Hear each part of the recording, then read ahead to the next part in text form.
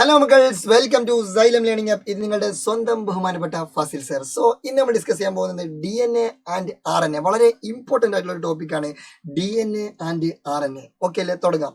അപ്പോൾ DNA കുറിച്ച് നമ്മൾ പഠിക്കുമ്പോൾ നമ്മൾ DNA കുറിച്ച് ആദ്യമായിട്ട് പഠിക്കേണ്ടത് DNA ഫുൾ ഫോം ആണ്. എന്താണ് DNA full form? DNA full form എന്ന് പറഞ്ഞാൽ ഡിഓക്സി റൈബോ ന്യൂക്ലിക് ആസിഡ്. ഡിഓക്സി റൈബോ ന്യൂക്ലിക് ആസിഡ്, നല്ല പേര്. ഓക്കെ, ഇനി DNA സ്ട്രക്ചർ കണ്ടെത്തിയ രണ്ട് ചങ്ങായിമാരുണ്ട്. രണ്ട് ചങ്ങായിമാർ, അവരാണ് DNA സ്ട്രക്ചർ കണ്ടെത്തിയത്. അവർക്ക് പേര് Watson Crick. Watson and Crick. James വാട്സണും ഫ്രാൻസിസ് ക്രിക്കുമാണ് DNA സ്ട്രക്ചർ കണ്ടെത്തിയത്. അപ്പോൾ സ്വാഭാവികമായിട്ടും നമുക്കൊരു ഡൗട്ട് ഉണ്ടാവും, സാർ അങ്ങനെയാണെങ്കിൽ സ്ട്രക്ചർ എന്താണ്? DNA സ്ട്രക്ചർ എന്താണ്? ഇതാ പിടിച്ചോ, ഇതാണ് DNA സ്ട്രക്ചർ. ഈ സ്ട്രക്ചറിനെ നമ്മൾ വിളിക്കും ഡബിൾ ഹെലിക്കൽ. എന്താ വിളിക്കുക? Double helical. പച്ച മലയാളത്തിൽ പറയുകയാണെങ്കിൽ ചുറ്റുഗോവണി. എന്ത് ഗോവണി? ചുറ്റുഗോവണി. അതെന്താണ് സാർ ചുറ്റുഗോവണി?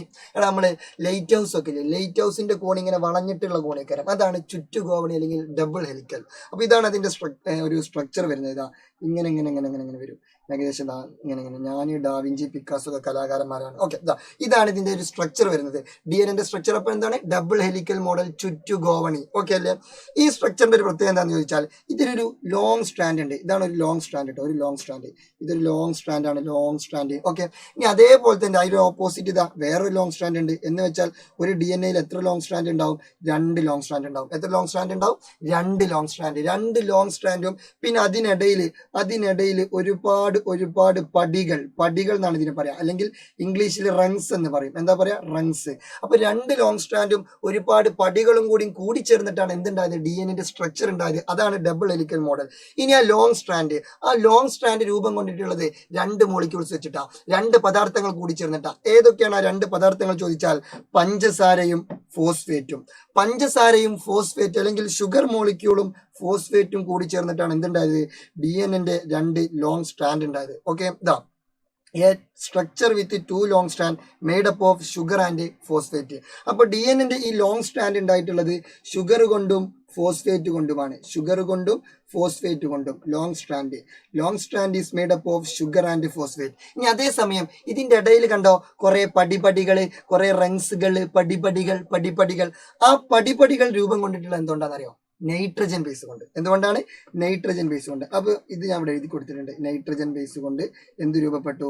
റങ്സുകൾ അല്ലെങ്കിൽ പടികൾ രൂപപ്പെട്ടു. പടികൾ. ഓക്കെ, അതപ്പോൾ സെപ്പറേറ്റ് എഴുതി പഠിച്ചിട്ടുണ്ട്. ഓക്കെ അല്ലേ, സെറ്റാണ്. ഓക്കെ, അപ്പോൾ DNA സ്ട്രക്ചർ ഡബിൾ ഹെലിക്കൽ മോഡലാണ്. ആ ഡബിൾ ഹെലിക്കൽ മോഡലിൽ 2 ലോങ് സ്ട്രാൻഡുകൾ ഉണ്ട്. ആ ലോങ് സ്ട്രാൻഡുകൾ നിർമ്മിച്ചിട്ടുള്ള എന്തുകൊണ്ടാണ്? ഷുഗർ കൊണ്ടും ഫോസ്ഫേറ്റ് കൊണ്ടും. അതേസമയം അതിന്റെ ഇടയിലുള്ള പടികൾ നിർമ്മിച്ചിട്ടുള്ള എന്തുകൊണ്ടാണ്? നൈട്രജൻ ബേസ് കൊണ്ട്. അപ്പൊ ഞാൻ ചോദിക്കട്ടെ, അങ്ങനെയെങ്കിൽ DNA നിർമ്മിച്ചിട്ടുള്ള എന്തുകൊണ്ടായിരിക്കും? അതെ, ഷുഗർ കൊണ്ടും ഫോസ്ഫേറ്റ് കൊണ്ടും നൈട്രജൻ ബേസ് കൊണ്ടും. അതായത് നൈട്രജൻ ബേസ് കൊണ്ട് നമുക്ക് എന്ത് കിട്ടും? പടികൾ കിട്ടും. ഷുഗർ കൊണ്ടും ഫോസ്ഫേറ്റ് കൊണ്ടും നമുക്ക് എന്ത് കിട്ടും? ആ ലോങ് സ്ട്രാൻഡും കിട്ടും. ഈ ലോങ് സ്ട്രാൻഡും പടികളും കൂടി ചേർന്നാണ് DNA നമുക്കറിയാം. അങ്ങനെയെങ്കിൽ DNA നിർമ്മിച്ചിട്ടുള്ള എന്തുകൊണ്ടായിരിക്കും? Sugar plus phosphate plus nitrogen base. വേണമെങ്കിൽ നമുക്ക് ഇവിടെ സെപ്പറേറ്റ് എഴുതാം. Sugar plus phosphate plus nitrogen base ആണ് എന്ത് DNA. അങ്ങനെയാണ് DNA കിട്ടുക. അപ്പൊ നമ്മളോട് ഒരാൾ ചോദിക്കാണ് എങ്ങനെയാണ് DNA നിർമ്മിക്കാന്ന് ചോദിച്ചാൽ നമ്മൾ പറയും sugar plus phosphate plus nitrogen base. അങ്ങനെ പറയുമ്പോൾ ഒരു ബുദ്ധിമുട്ടില്ലേ? കാരണം 3 എണ്ണം പറയണ്ടേ? എന്തൊരു ബുദ്ധിമുട്ട്, എന്തൊരു റിസ്ക്. അതുകൊണ്ട് ഈ 3 ആളുകളെയും നമ്മൾ ഒരൊറ്റ പേര് വിളിക്കും. 3 ആളുകളെയും കൂട്ടിച്ചേർത്ത് ഒരൊറ്റ പേര് വിളിക്കും. അതാണ് ന്യൂക്ലിയോടൈഡ്. എന്താണ് പേര്? ന്യൂക്ലിയോടൈഡ്. നല്ല പേര്, ന്യൂക്ലിയോടൈഡ് എന്ന് വിളിക്കും. അതായത് DNA നിർമ്മിച്ചിട്ടുള്ളത് എന്തുകൊണ്ടാന്ന് ചോദിച്ചാൽ വെറുതെ എങ്ങനെ sugar plus phosphate plus nitrogen base എന്നൊക്കെ പറഞ്ഞാണ്ട് വെറുതെ ബുദ്ധിമുട്ടണ്ട. ജസ്റ്റ് സിമ്പിൾ ആയിട്ട് എന്ത് പറഞ്ഞാൽ മതി? ന്യൂക്ലിയോടൈഡ് എന്ന് മാത്രം പറഞ്ഞാൽ മതി. ഓക്കെ അല്ലേ? അപ്പൊ DNA നിർമ്മിച്ചിട്ടുള്ള എന്തുകൊണ്ടാണ്? ന്യൂക്ലിയോടൈഡ് കൊണ്ടാണ്. സോ DNAന്റെ ബേസിക് യൂണിറ്റ് എന്തായിരിക്കും? ന്യൂക്ലിയോടൈഡ് ആയിരിക്കും. എന്ന് വെച്ചാൽ ഒരുപാട് ന്യൂക്ലിയോടൈഡുകൾ കൂട്ടിച്ചേർത്താൽ എന്ത് കിട്ടും? DNA കിട്ടും. അപ്പൊ ഒരു ഡൗട്ട് ഉണ്ടാവും, സാർ എന്താണ് ഈ ന്യൂക്ലിയോടൈഡ്? ആരാണ് ഈ ന്യൂക്ലിയോടൈഡ്? ദാ പിടിച്ചോ, ഇവനാണ് ന്യൂക്ലിയോടൈഡ്. എടാ, DNAന്റെ ബേസിക് യൂണിറ്റ് ആണ് ആര്? ന്യൂക്ലിയോടൈഡ്. ന്യൂക്ലിയോടൈഡിന്റെ സ്ട്രക്ചർ എന്ന് പറഞ്ഞാൽ ദാ പിടിച്ചോളൂ.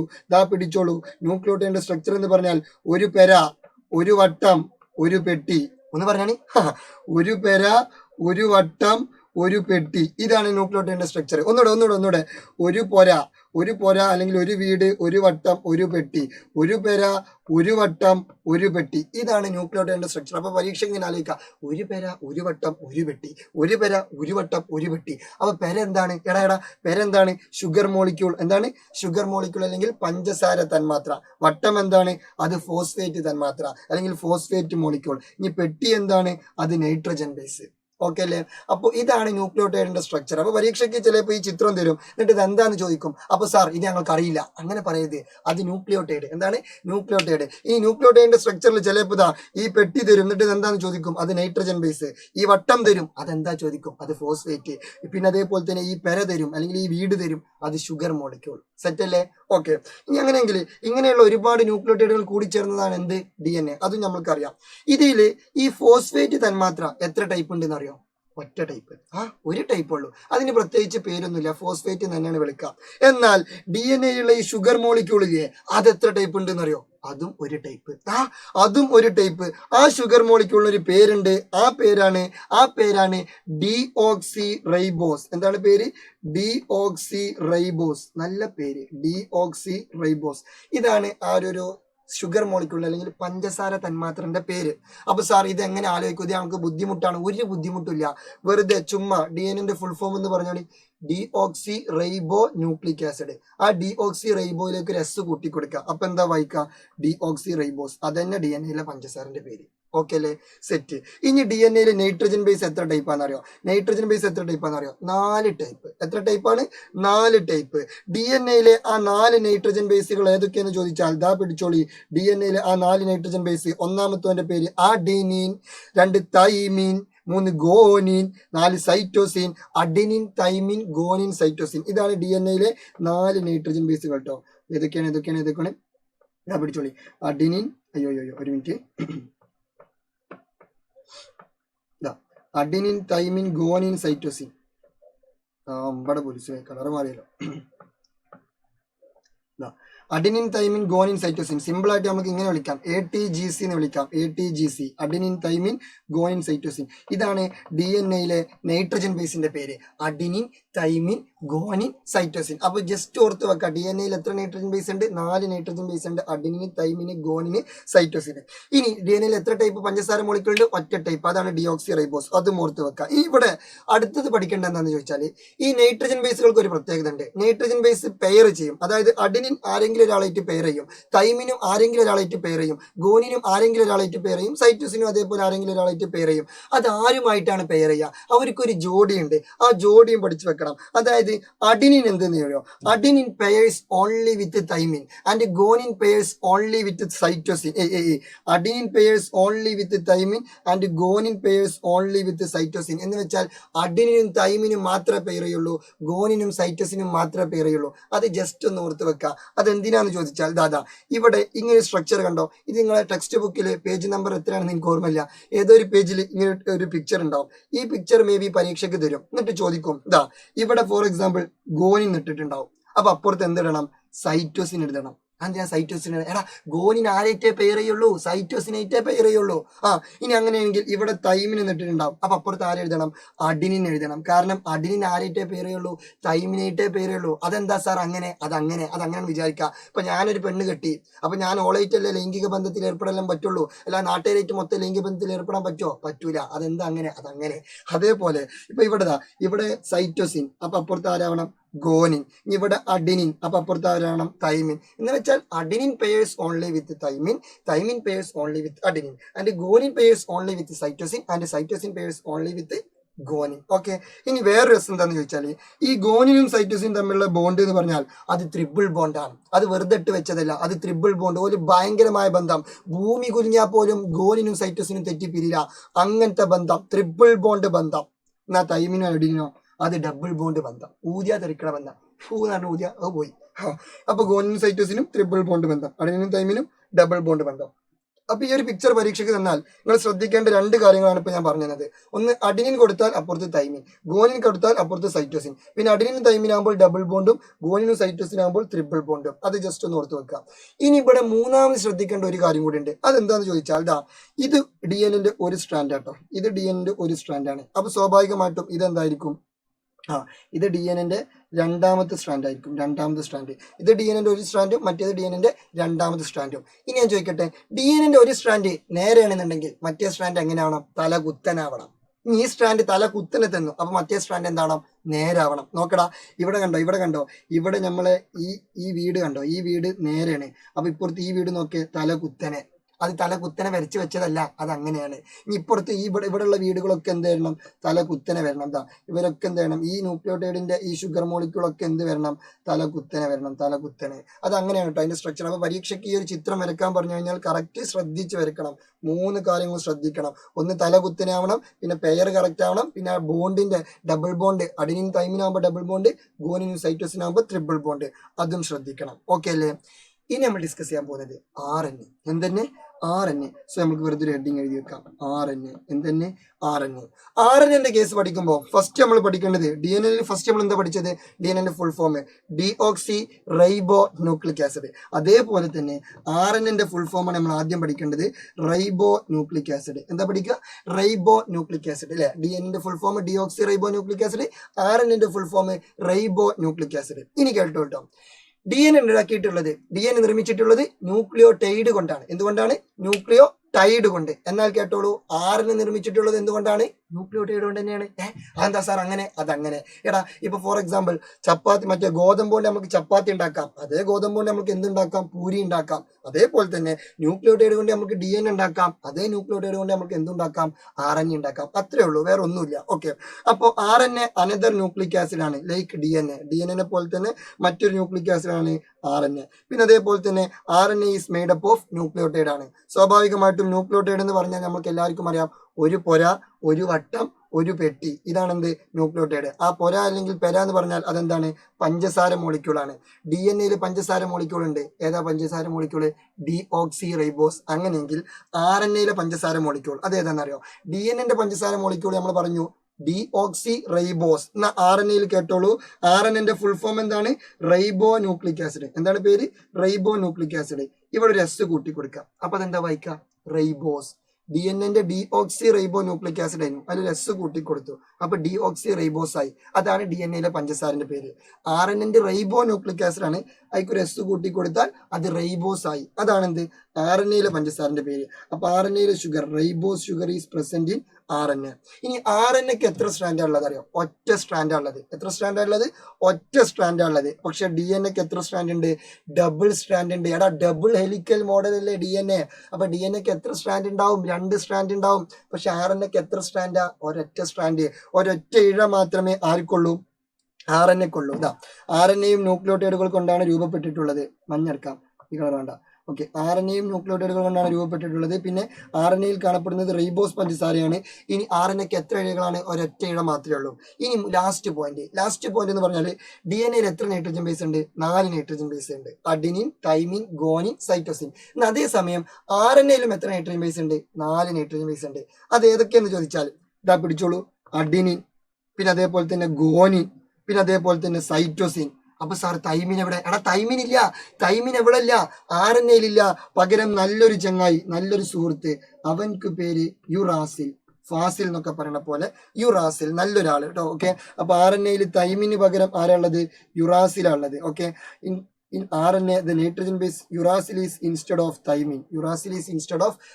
അപ്പോൾ RNAയിലെ നൈട്രജൻ ബേസ് ഏതാണ്? യുറാസിൽ. Note the point. അപ്പൊ DNA RNA തമ്മിൽ 3 വ്യത്യാസമുണ്ട്. DNAക്ക് 2 സ്ട്രാൻഡ്, RNAക്ക് 1 സ്ട്രാൻഡ്. പിന്നെ DNAയിലെ പഞ്ചസാരന്റെ പേര് ഡിയോക്സി റൈബോസ്, RNAയിലെ പഞ്ചസാരന്റെ പേര് റൈബോസ്.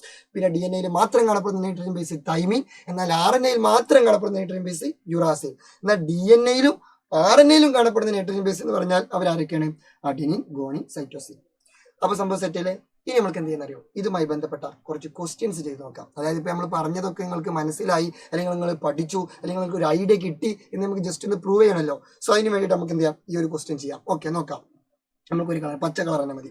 ഓക്കെ, അപ്പൊ ഒന്നാമത്തെ ചോദ്യം, ഈ ചിത്രീകരണം എന്താന്നുള്ളതാണ് ചോദിച്ചിട്ടുള്ളത്. എടാ ഈ ചിത്രം പെരാവട്ടം പെട്ടി ഇനി എവിടെ കണ്ടാലും അതിന് ക്വസ്റ്റ്യൻ പേപ്പറിൽ നിന്നല്ല, ഭൂലോകത്ത് നിങ്ങൾ എവിടെ കണ്ടാലും നിങ്ങൾ മനസ്സിലാക്കണം അതാരാണ്, അത് ന്യൂക്ലിയോട്ടൈഡ് ആണ്. ആരാണ്? ന്യൂക്ലിയോട്ടൈഡിന്റെ മലയാളം ഇംഗ്ലീഷ് ഒക്കെ സെയിം ആട്ടോ, അതുകൊണ്ട് ഞാൻ ന്യൂക്ലിയോട്ടൈഡ് എന്ന് എഴുതി അവിടെ നിർത്തി വെച്ചിട്ടുണ്ട്. ഇനി രണ്ടാമത്തേത്, ഇതിൽ എ എന്ത് ബി എന്ത് എന്നുള്ളത് ചോദിച്ചിട്ടുണ്ട്. എടാ ഇതിൽ എ എന്താ, ആ വീടെന്താ പഞ്ചസാര മോളിക്യൂൾ അല്ലെങ്കിൽ ഷുഗർ മോളിക്യൂൾ, ഷുഗർ അല്ലെങ്കിൽ പഞ്ചസാര. പിന്നെ ഈ ബി എന്താ, ഈ പെട്ടി എന്താ, അത് നൈട്രജൻ ബേസ്. അങ്ങനെയെങ്കിൽ ഇനി പരീക്ഷയ്ക്ക് ചോദിക്കാം ഈ വട്ടം എന്താന്ന് ചോദിക്കണമെങ്കിൽ എന്താ പറയാ, ഫോസ്ഫേറ്റ് മോളിക്യൂൾ. ഓക്കെ, അപ്പൊ അതും കിട്ടി. ഇനി അടുത്തത്, name the type of be found only in DNA molecule.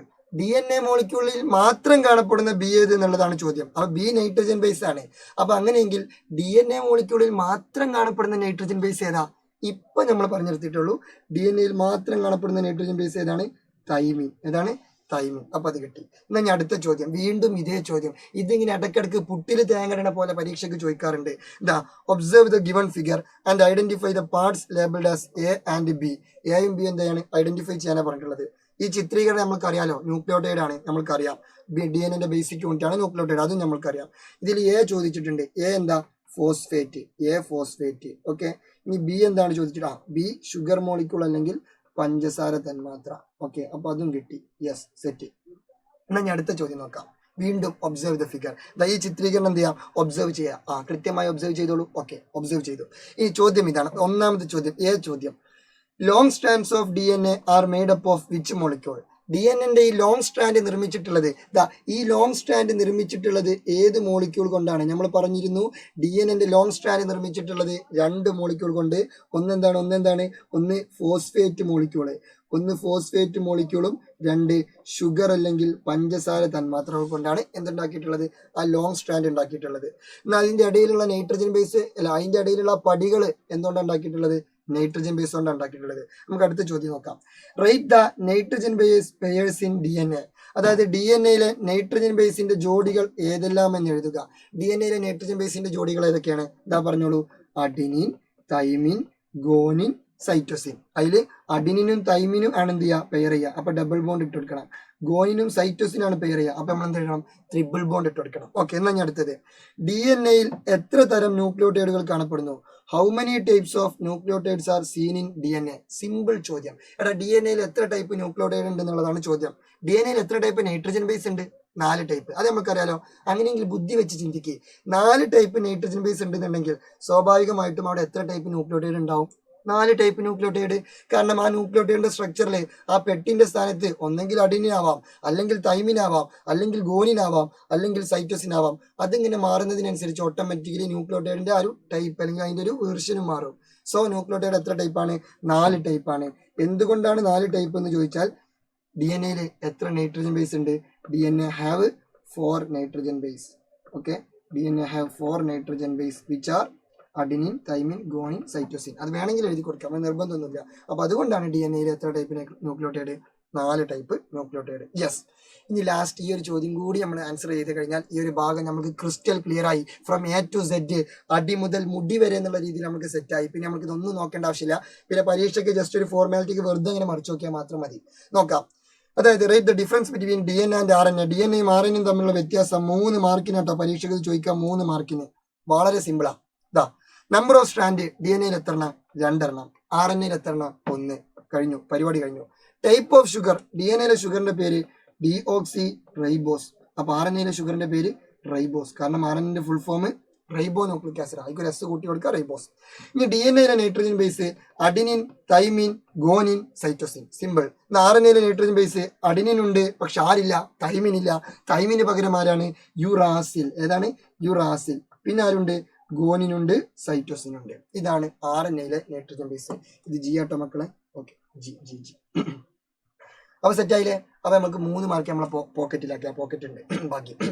അപ്പൊ മുത്തുകളെ, സ്വത്തുകളെ, കരളുകളെ, കുഴലുകളെ, പഞ്ചാര കുഞ്ചുകളെ, ഈ ഒരു ഭാഗം നമ്മൾ നല്ല ഉഷാറായിട്ട് അടിപൊളിയായിട്ട് വൈൻഡ് അപ്പ് ചെയ്തിട്ടുണ്ട്. ഇതിൽ നമ്മൾ ക്വസ്റ്റ്യൻസ് നമ്മൾ എന്ത് ചെയ്തിട്ടുണ്ട്? പക്ക നമ്മൾ ജസ്റ്റ് എന്ത് ചെയ്തിട്ടുണ്ട്? റിവൈസ് ചെയ്തിട്ടുണ്ട്. അപ്പൊ ഈ ഒരു ഭാഗം നിങ്ങൾക്ക് നല്ല സൂപ്പർ ആയിട്ട് മനസ്സിലായി എന്ന് ഞാൻ വിചാരിക്കുന്നു. ഇത് ഇഷ്ടപ്പെട്ടിട്ടുണ്ടെങ്കിൽ ജസ്റ്റ് ഒന്ന് ലൈക്ക് അടിക്കുക. പിന്നെ അതേപോലെ നിങ്ങളുടെ അഭിപ്രായം കമന്റ് ചെയ്യുക. പിന്നെ നിങ്ങളുടെ സുഹൃത്തുക്കൾക്ക് ഒന്ന് ഷെയർ ചെയ്യുക. പുണ്യം കിട്ടും. കാരണം അവരും പഠിക്കട്ടെ, എല്ലാവരും പഠിക്കട്ടെ, എല്ലാവരും മുന്നേറട്ടെ. Okay, so see you soon. Next വീഡിയോയിൽ വീണ്ടും കാണാം. ഇത് നിങ്ങളുടെ സ്വന്തം ബഹുമാനപ്പെട്ട Fasil Arakkal. Okay, Fasil Arakkal. Okay okay. Love you all.